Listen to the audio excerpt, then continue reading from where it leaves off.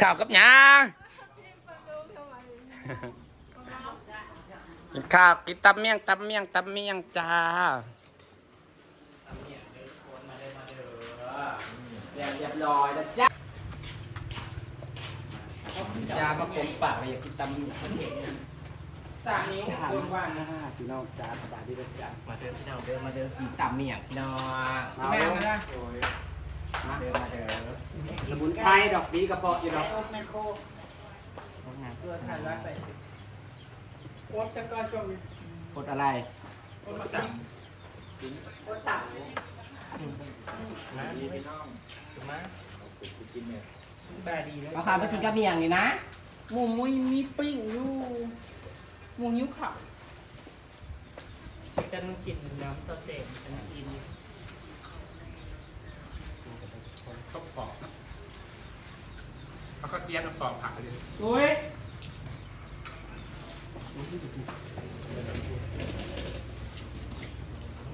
มาเจอบ่าวงมีเข่ากินก็กินอะไรห่อเข่า2 ห่อ 3 ห่อหมูหรือหมาหมูเนื้อที่ว่ากินเข่ามากกินได้กินผักแต่ทีเดียวกันเนี่ยกันน่าจะกินโดนก็เลยต้องกินข้าวกับตำเด็ดข้าวกินตลอดจะหมูมาบูรูพี่น้องหมูเนื้อร้านจบมันหน่วยใหญ่ด้วยกันนะจำมึงน่ะมันพอล่าจะลืมได้ต้อหมักนาวเงาเลยเด้ออันนั้น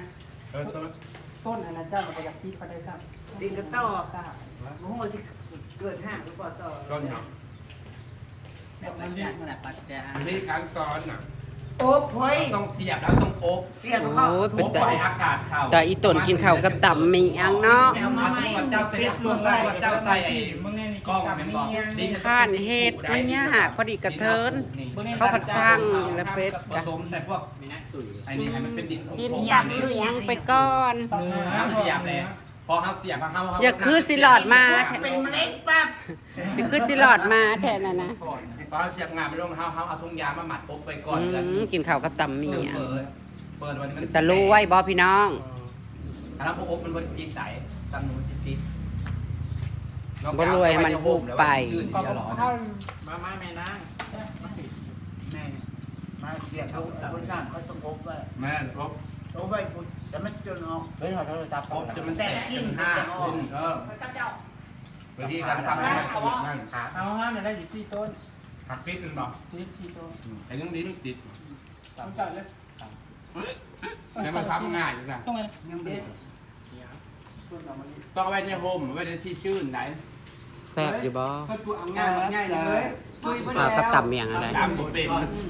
จำจ่ายยังไงไปแจ้ต่างเด็ดแต่วันนอกใบไผ่เพิ่นได้ละมันเป็นดอกขึ้นเต็มแบบนี้มันแบบยมดอกลงเอาต้องเอาไว้ในโฮมเอาไว้ในที่ชื่นชื่นที่เปียกการทำโบ๊ะนะมันพวกไว้ที่เปียกที่มันชื่นโบ๊ะใบไผ่เจ้าลงแล้วเอาลงอันหนึ่งมันเอาหักหลายก้อนให้ไว้ตัวหนึ่งหักหลายได้ยิ้มแน่ไอ้วงยิ้มแน่ไอ้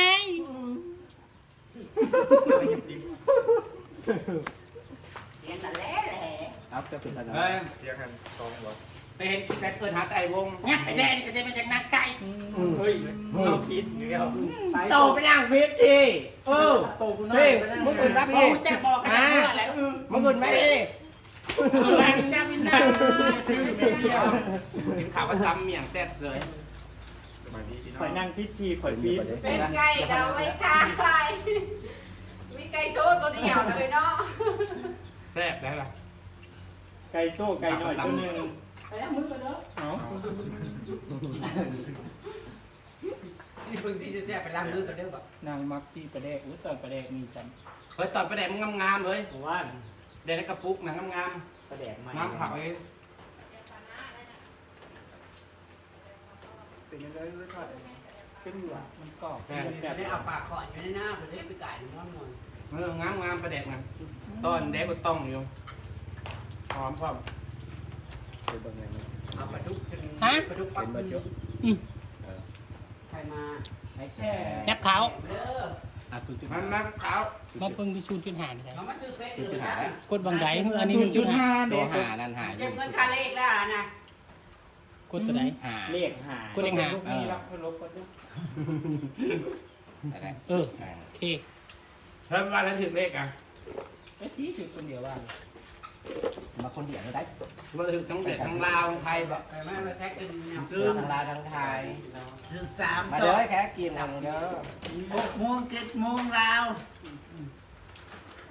กินเหนียวเด้อจ้า แซ่บ ที่บอกออกแทงมาถึงปันหนัง ยอดถือปานนั้นแล้วก็เหลือให้ได้ถามเรานี่ ไล่ลูกหนีนะเรืออยู่เชิง มึงมาเลขพี่จักเวลาเฮ้ยมือนึงพี่จัก เรืออยู่เชิงจำแทน ว่าไหนใคร ไม่ เรา ลอยป่ายนั้น ตัวเลข100 บาทนะ 100 กว่าบาท2-3 แสน ลอยแห้งก็ได้เลิศ เป็นเงี้ยแล้วเขาอยากซื้อเขาจะมีเนาะ มันคือได้มาจากจากความพันนี่คือไม่ได้อันนี้เพราะว่าสิมาซื้อน้ำเจ้าอยู่ไหนยังอยู่ ทำไมลูก เป็นคำนี้กระซุ่มไก่ มา กินบางเรื่องข่าวแบบมันแกงกินปลาแกงไข่บ้านเอาไปได้กินมึงเดียวจะมากินข้าวแต่ปลาจ้า ลูกกินเก่ง แต่ข้าวแต่ว่าจะเกิดเป็นข้าวนะ เอาเป็นมีเนาะ ยังซอง กินมันด้วยข้าวกันเลยจะกินข้าวข้าวจะจะรับแกงไข่ โอ้ โอ้ยกินข้าวนั่นจะมาฟอดรักกันอยู่นี่มูมีความสุขนะ เบิ้งนาย พี่เกาก็เหนียวเนาะ ทำไมกูกินบ่แซ่บเด้ ไอ้กูก็ปากกูก็ยังง่ายอยู่เด้อหรอ เบื้องหลังไม่กลัว เดี๋ยวเราดักให้เอื้อ บาดีพมย่าโอ้ย จะมาดักไว้ก่อนเป็นโรคหัวใจกันต้องแจกเอื้อแล้วก็ต้องแจกกันก่อนมาวุ้บเดี๋ยวว่าเฮ้ยคนละกินปุ๊บไปเพราะว่าเจ้าต้องแจกเจ้าแต่ให้ที่ก่อนมาวุ้ง โอ้ยใครที่อยากได้คือเสื้อใครบาวงมากกว่าจะกินครับ นี่แหละ ใจ มันส่วนใหญ่จะเฮ้ยกับ อาจ บา จะ ว คุ ง ณใครบาวงใครบาวงกับแต่ว่า ใครบาวงเจ้ากินมาได้ด้วยไข่นะมันเป็นอันนั้นมันเป็นวุ้นไข่วุ้น โอ้ยไข่บดซู แท้ ไข่ไข่ลวกเห็ดไข่หมก ที่ใครบาวงก็สู้ เขาอยากมาต่อยเหรอ โอ้ยมันจะทุกอันนี้คนมาเอาครับ เธอบอกกินดิบเลย เป็นไรเรียกยากในเรื่องเราไม่ได้กินดิบได้ จะให้บาวงกินติ้มจะคึกคัก เบิ่งทางหน้ามันไม่ได้กินดิบได้ พวกไปตัก เฮ้ย ตักคอเหรอ เขากินดิบแล้วเขากินก๊กเจ้ากินดิบดู อ๋อ เพิ่นกินยังไงเพิ่นย่างบดซุปบัดเพิ่นมากินแล้วบอกไปที่นั่นวัดประแดกกับกี้ประแดกนี้ประแดกกับนางประแดกมาเข้าให้อบไปน้องแล้วเฮ้ยถ้าว่าอบน้องเพิ่นเดือนเดียวไปได้กินน้องกินแล้ว เมื่อไปเมื่อจากเมื่อน้ำเลย กระแดกจะเดือนกันเป็น ครบเดือนขึ้นไปว่าถ้าว่าเขาจะต้องเดือนก็กินโลด บ่คำรามเอามามกก่อนนะ จำก่อนเราในเราบันเทิงนะ กระแดกอ่ะเอาเห็ดสำหรับมก เฮ้ยดีสุดจำก่อนในเราบันเทิง จับคำแน่มาขึ้นกัน ครับ ย่าอย่ามาลองใช้กระโปรงปู่สิเจ้าสิมาเบื้องห อั ลั น ง นี้ ก็ อันนี้ทายเบื้องล่างอันนี้จำเบื้องล่าง วัดจิตใจเป็นนาง ทายเบื้องล่างก่อนสบายดีเอาไหม บ่ให้สบายดีเฮ็ดคือบ่เห็นนี่จะมาเบื้องหลังมันเป็นยังสิบ่เห็นกันว่ารักทายกันสมมติจะมีอันนี้เรียกไปกระยะนี่แต่แก้ว บอกดังเนาะ ค่อยๆไปใช่ ว่าดัง มาทายเบื้องล่างกันด้วยตัวเดียวกัน แต่ว่าดังแต่ว่าเป็น เจ้า เจ้า เรา เรา ดีแต่เบื้องเลยลูกเพื่อนกันมองกินกันบ่อยเลยสักอย่างเนี่ยจำอย่างนั้นแหละใจเงินเลขกันที่กูไปหาหวนมาจำเอง เขาว่าไงเขาว่ากล้ากับเจ้า หาเองตำเองเองเลยเนาะ แล้วถึงเลขอะไรถึงเลข ไม่กล้าเล่นปลาคือเล่นติ๊กตอก2 มือคุณน่ะ มือนึงถึงที่เทื่อบ่แสงมือนึงถึงที่เทื่อสะดุ้งแบบเมื่อกี้นี่ เอาไว้ต่อเอามุ่งมา ตั้งสติอยู่ จะ สิ ว่า ว่า เฮ้ยไปเที่ยวแจ๊ถึงเอากล้องได้หรอ นักถึกแน่แทน มือนึงถึงที่เทื่อบอก โอ้ยคันมันสื่อป้า มันมีหาเวลา นะฮอด หาเวลาเนาะ ฮอดล่าผมขึ้นกับป้านะ มันพอจะออกแสงหรือจัก คือถึงจะพูดละ